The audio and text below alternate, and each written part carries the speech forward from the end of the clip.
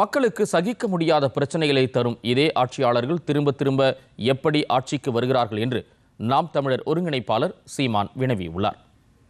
செங்கல்பட்டு ராட்டினம்கரூர் பகுதியில் நடைபெற்ற தேர்தல் பிரச்சார கூட்டத்தில் பங்கேற்று பேசிய அவர், திமுக அதிமுக மாறி மாறி ஆள்கிறது என்றும், ஆள் மாறும் ஆட்சி மாறும், ஆனால் ஆட்சி முறை மாறாது என்றும் விமர்சித்தார்.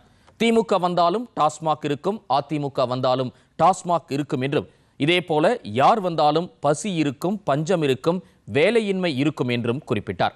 கஞ்சா போதைப் பொருட்கள் டாஸ்மாக் கடைகள் நிறைந்த தெருக்களில் மக்களை வைத்தால் எப்படி பெண்களுக்கு பாதுகாப்பு இருக்கும் என்றும் சீமான் கேள்வி எழுப்பினார்.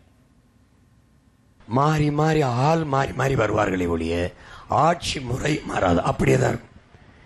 திமுக வந்தாலும் டாஸ்மார்க் இருக்கும், அதிமுக வந்தாலும் இருக்கும். இவங்க வந்தாலும் ஊழல் லஞ்சம் இருக்கும், இவங்க வந்தாலும் ஊழல் லஞ்சம் தான் இருக்கும்.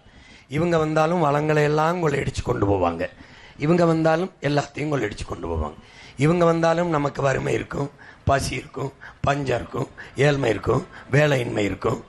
எல்லாத்துக்கும் காசு, தொட்டதுக்கெல்லாம் காசு. ஒரு வேலையா காசு, பணியிட மாற்றமா காசு, பணி உயர்வா பணம், எல்லாம் அப்படியே இருக்கும். எதுவும் மாறாது, எதுவுமே மாறாது. அப்போ இந்த கட்சி ஆட்சிகளால் ஒரு மாறுதலும் இல்லை.